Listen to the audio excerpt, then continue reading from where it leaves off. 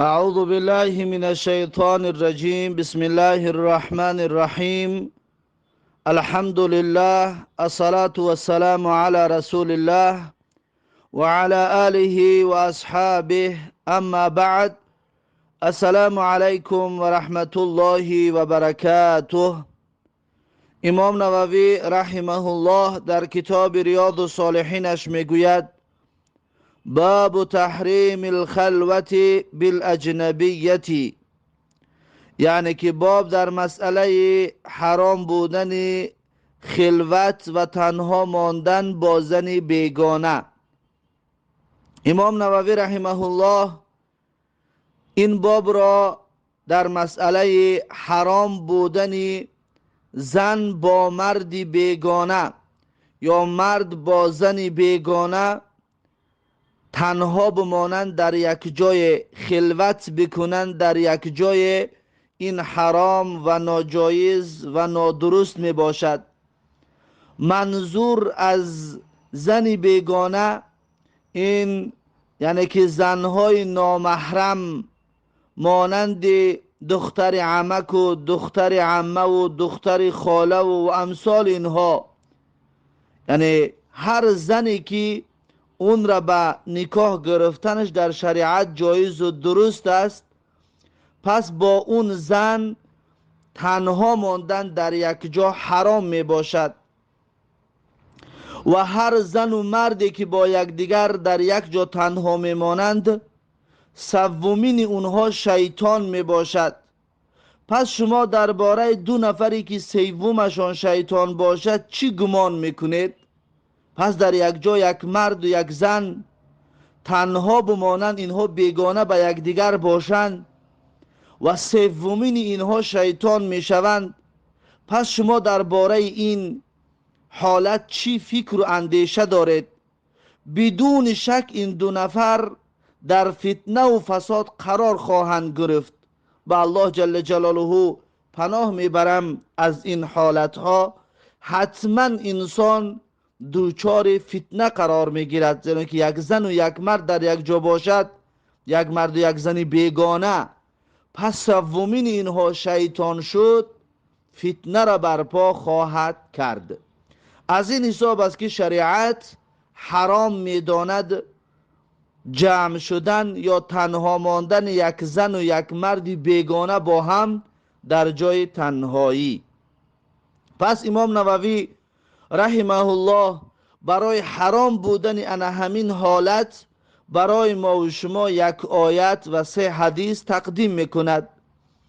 اولین آیت را میارد، میگوید: قال الله تعالی، الله سبحانه و تعالی در سوره احزاب آیت 53 میفرماید: و اذا سألتموهن متاعا فاسألوهن من وراء حجاب. الله سبحانه و تعالی میگوید و هنگامی که سألتموهن متاعا، یعنی که از همسران پیغمبر صلی الله علیه و سلم چیزی را پرسیدید، فاسألوهن من وراء حجاب، الله میگوید پس شما از پشت پرده آن چیز را بپرسید، پس سوالتون را از پشت پرده بدهید. پس این آیت برای همسران پیامبر صلی الله علیه و سلم نازل شده است که از پشت پرده باید پرسیده شوند، اما حکمش عام هست. باید هر زنی را که زن بیگانه را چیزی میپرسید از پشت پرده و دور، نه اینکه روبرو و روی اون را دیده با اون صحبت بکنید، بلکه از اون از پشت پرده یا از پشت دیوار یا از پشت در اون زن باید پرسیده شود، نه اینکه روبرو با اون شود و با اون خوب صحبت و چقچق و قهقه و خنده بکند، که این در اسلام حرام است که زن و مرد بیگانه با یکدیگر این صفت را داشته باشند که با یکدیگر سلام بکنند، سلام دست به دست، و با یکدیگر با قهقه و با خنده بلند صحبت بکنند و مجلس کنند. این در اسلام حرام و ناجایز و نادرست می باشد. وقتی زن بیگانه را چیزی پرسیدنی می شوی، از پشت حجاب، از پشت دیوار یا از پشت پرده باید پرسیده شود. پس این آیت دلیل است که خلوت کردن زن و مرد بیگانه در یک جای تنهایی حرام و ناجایز و نادرست می باشد. بعد از این امام نووی رحمه الله حدیث هایی که در زیر این باب آورده، 3 حدیث. اولین حدیث این باب حدیث 1627 کتاب ریاض الصالحین است. امام نووی رحمه الله در زیر حدیث 1627 کتاب ریاض الصالحین میگوید: و عن عقبه بن عامر رضی الله عنه، یعنی که از عقبه ابن عامر رضی الله عنه روایت است که ان رسول الله صلی الله علیه و سلم قال، میگوید رسول الله صلی الله علیه و سلم فرمودند: ایاکم و الدخول علی النساء. رسول الله صلی الله علیه و سلم فرمودند ایاکم، یعنی بر حذر باشید، دور باشید، و الدخول علی النساء، از رفتن نزد زنهای بیگانه، از وارد شدن و تنها ماندن با زنهای بیگانه شما بر حذر باشید. رسول الله صلی الله علیه و سلم ما و شما را امر میکند که شما بر حذر باشید از وارد شدن در جایی که زن تنها هست یا از تنها ماندن در جای با زن بیگانه شما با حذر باشید. فقال رجل من الانصاری، پس میگوید مرد انصاری گفت: افرأیت الحمو، یعنی گفت که چی میفرمایید توی رسول الله صلی الله علیه و سلم درباره حمو، یعنی نزدیکان شوهر، درباره خویشاوندان شوهر چی میگویی ای رسول الله صلی الله علیه و سلم؟ یعنی که زن با نزدیکان شوهر در یک خانه تنها بمانند، در این باره چی میگویی رسول الله؟ قال، رسول الله صلی الله علیه و سلم فرمودند که الحمو الموت، الحمو الموت. رسول الله صلی الله علیه و سلم فرمودند حمو یعنی خیش تواری مرگ، خیش تواری مرگ برای زنش مرگ می باشد، یعنی که مانندی مرگ است، یعنی هلاک کننده است. بسیار این مسئله خطرناک است. پس درباره خیش تواری مرگ، خیش تواری مرد با زن یک جا شدن نمیتوانند، اینها کیا هستند؟ اینها یعنی که غیر پدر و فرزندان آن مرد، دیگر کسی دیگر از خیش تبار اون مرد با این زن در یک خانه تنها ایستادنشان جایز و درست نمی باشد. یعنی چی طور؟ یعنی که یک زن وقتی که شوهر میکند با خسورش در یک خانه تنها بودنش اشکال ندارد، یعنی با پدری اون با پدری شوهرش اون زن در یک خانه باشد اشکال ندارد، یا با فرزندان شوهرش. مثلا یک زن شوهر میکند که شوهر اون پیشتر زن داشت و چند فرزند دارد، فرزندان بزرگ و کلان دارد. این زن میتواند با فرزندان اون شوهرش در یک خانه تنها بماند. این جایز و درست است، به شرطی که از جانب آن خسورش، از خسور این زن یا از جانب اون فرزندان اون شوهر این زن نسبت به این زن یگان خطر نباشد، یعنی که اونها انسانهای صالح باشند، انسان فاسق و انسان بدچشم نباشند. در این صورت می توانند که اینها تنها در یک خانه بمانند. اما اگر که انسانهای فاسق باشد، در این صورت هم اونها در یک خانه تنها مانده نمی توانند. اما خیش و تباری مرد که نمی تواند با زن در یک خانه، با کلون اون خاندان در یک خانه تنها بماند، اینها کی هستند؟ اینها برادران اون مرد است، یعنی که با تاجیکی ما میگیم هیورش، هیورهایش هست، یعنی که شوهرش، اکا و دادرش. کلون با اکا و دادر شوهرش در یک خانه تنها ماندن هر دویشان حرام است. و یا پیسری برادرش و یا پیسری عمکش و مانند اینها، یعنی پیسری برادری اون زن یا پیسری برادری شوهر اون زن یا پیسری اپای اون زن، پیسری خواهر اون زن، پیسری عمکی اون زن اون مرد یا پیسری عمکی و خاله اون مرد، با اینها یک جا شدن، در یک خانه تنها ماندن حرام و ناجایز و نادرست است. اگر هرچند که بگوید نه دل ما پاک است و ما یگان نیتی بد نداریم و نسبت به ینگمان یگان نیت نداریم، هر چیزی که میگوید نمیگوید، این تعلق ندارد، حرام است، ناجایز است، نادرست است، نباید تنها بمانند. پس الحم الموت، رسول الله صلی الله علیه وسلم میگوید که خیش و تبار مرد برای زن این مرگ است، به مثل مرگ است، یعنی فتنه حتما واقع شونده می باشد. چرا؟ زیرا اینکه ببینید که یک مردی بیگانه اگر بخواهد با یک زن در یک جا خلوت بکنند، تنها بمانند، یعنی که خیلی احتیاط میکنند یا خیلی مشکل است. اما خیش تواری مرد نزد اون زن آزادانه می دراید، آزادانه تنها میمانند، هیچ که دربارش فکر نمی کند.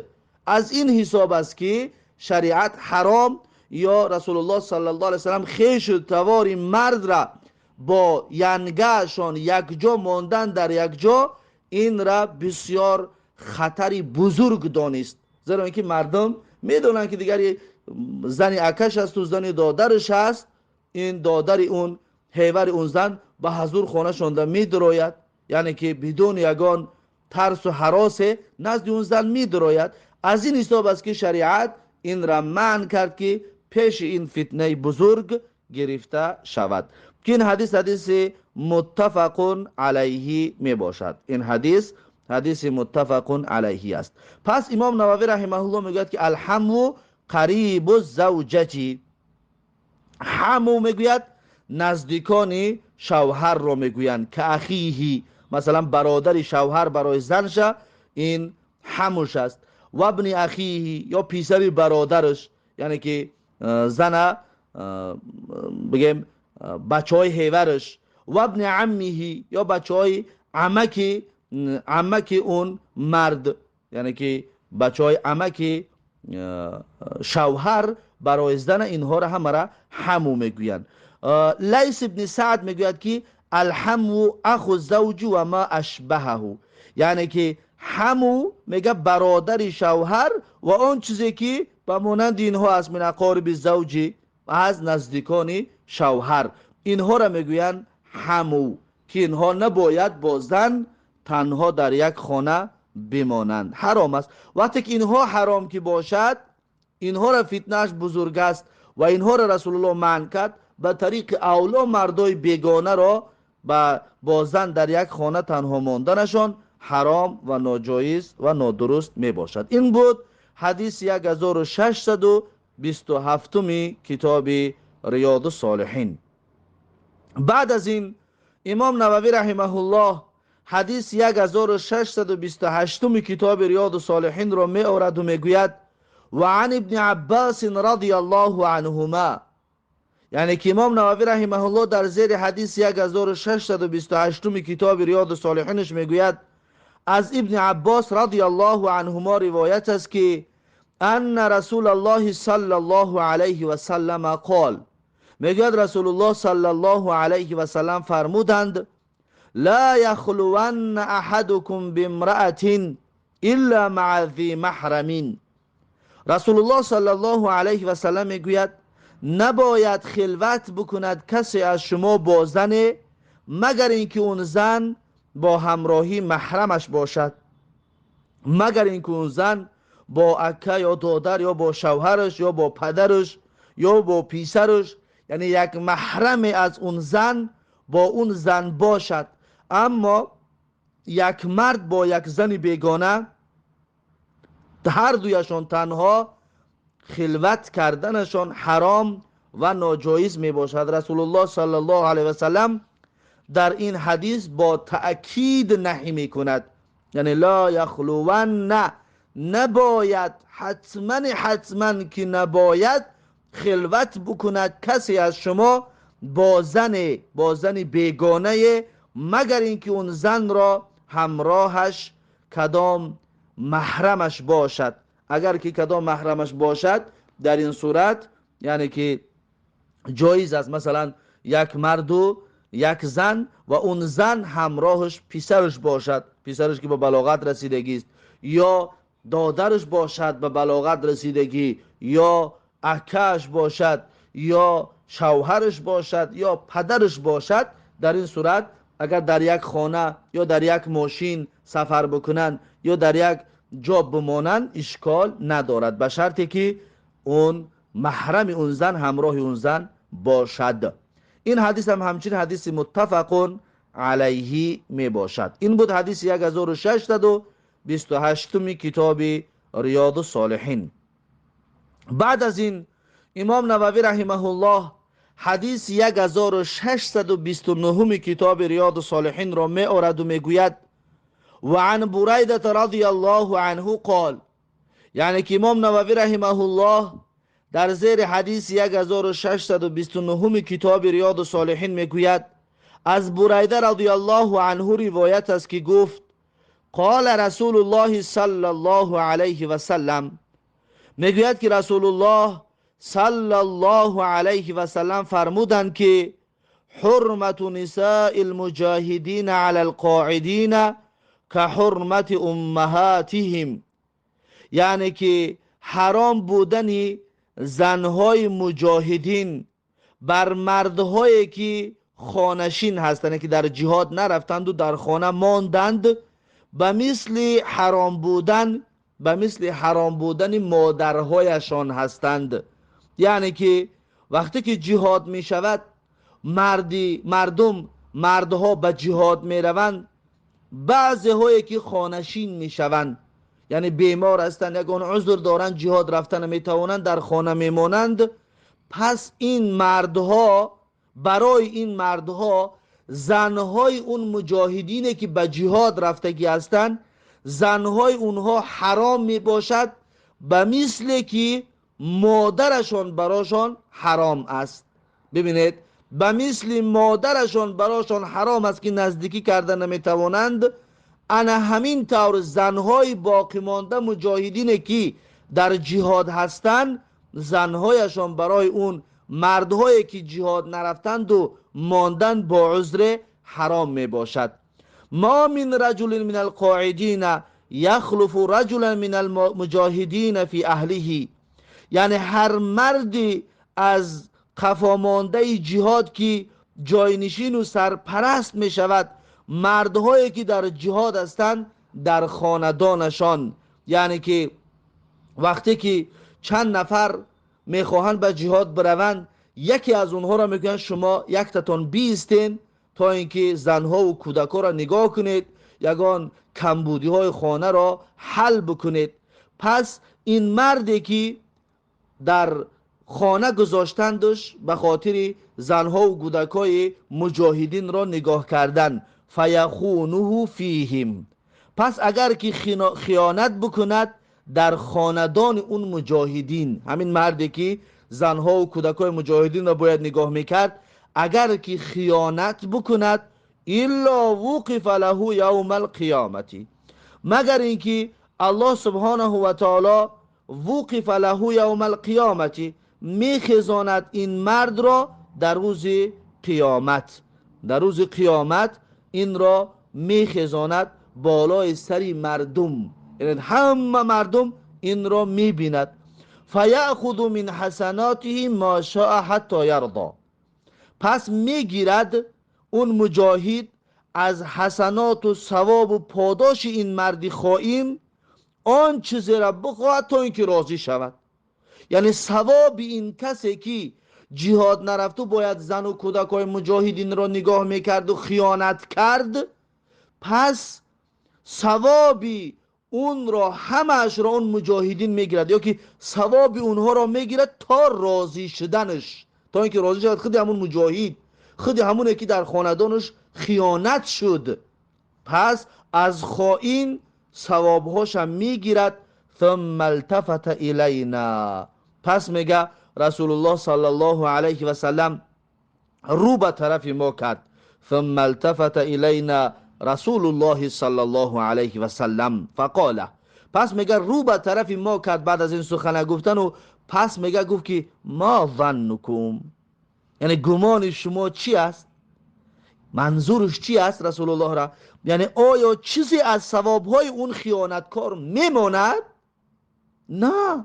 وقتی که مجاهد اجازت میدین در آن روز، وقتی میگویند از ثواب این چی قدره که میتانی بگیر، تا راضی شدنت بگیر، آیا یک ذره ثواب اون را میمانی؟ نه، همش میگیری تا اینکه درجه در جنت زیاد شود، تا اینکه ثوابات زیاد شود، پس تو همش میگیری. رسول الله گفت که ما ظنکم، یعنی گمان شما چی است؟ شما چی فکر دارید؟